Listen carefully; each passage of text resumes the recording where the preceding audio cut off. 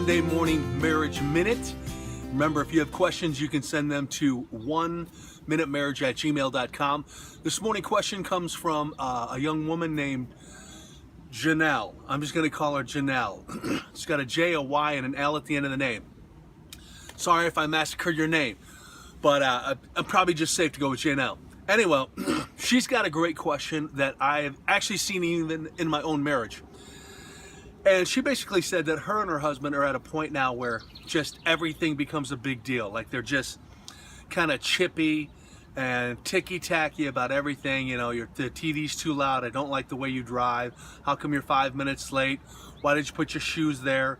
You know, why did you say, you know, just where it's back and forth all the time.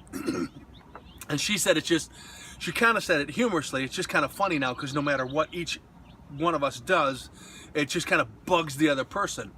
And so it's kind of hard without sitting you both down and talking to you face to face as a couple, the exact reason or exactly what to do.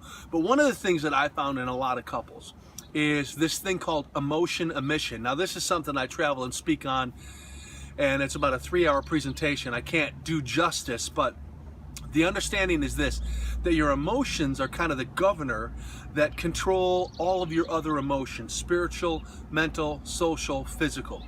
And if you are emotionally strong, then you are able to kind of deal out all the other strengths, all the other, you know, personal attributes that make you who you are appropriately. But if you're emotionally drained, then everything's wiped out. Then you don't feel like doing anything spiritually or physically or mentally. And the problem is we think that our emotions just kind of come and go, ebb and flow as they are. But the truth is that we get to create our emotional energy by having the right habits. Again, milking a whole 3-hour, seminar down into just a couple minutes.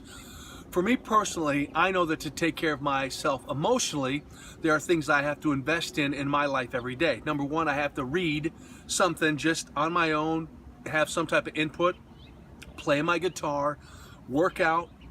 I gotta hang with my family and talk and laugh a little bit. And then my own spiritual discipline of read and pray.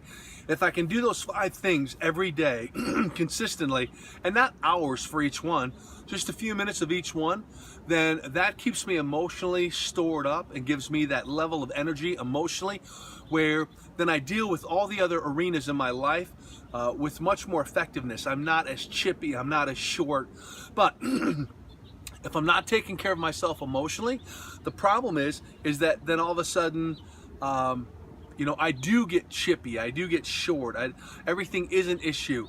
When my wife and I start to get into it, I have to check myself and say, why is it a big deal that I have to correct her, that taking a U-turn here isn't as fast as going up and taking a left, just different things like that. So it's like this cup of tea. Every day you're given a full cup of emotional energy, but you spend it according to how you want to spend it. So if you get up in the morning and your dog threw up on the floor and you blow into a big rage and panic, you kind of, pour out some of that energy. If you're on your way to work and somebody cuts you off and you get ticked off, you kind of expel some of that emotional energy. And when you get to work and there's a huge problem and, you're not going to hit the deadline, you expel some of that emotional energy. So by the time you come home, your emotional energy is completely dry. So what happens then is you're out of the ability to respond correctly to the one you love the most. And if you're both, in that environment, if you're both completely emotionally drained, it makes for a miserable cohabitation, marriage, friendship, whatever you want to call it. It's just not good.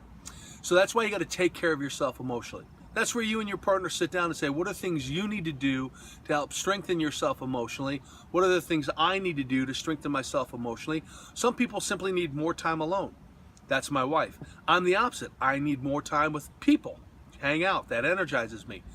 But when you find out the things that energize you, whether that's a hobby or a skill or investing yourself into some type of craft or whatever it is, you'll see your emotional energy stores build up.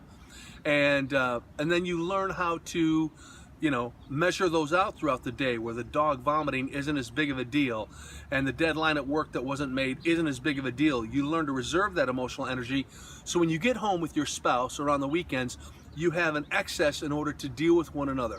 See, because when you're emotionally drained, everything's a big deal. Everything's a big deal. And I think that's a lot of times where couples are at. It's not really the other person, it's themselves and being drained that makes it the other person.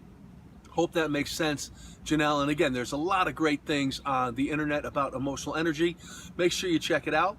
Please subscribe to my YouTube channel, Monday Morning Marriage Minute. If you have a question, send it to oneminutemarriage@gmail.com. And don't forget to share this video. Have I forgotten anything? I don't think so. Keep your questions coming. I'll try to answer them. And remember, you got to spend time with the one you love, because the one you love is the one you want to spend time with. All right, we'll see you next time.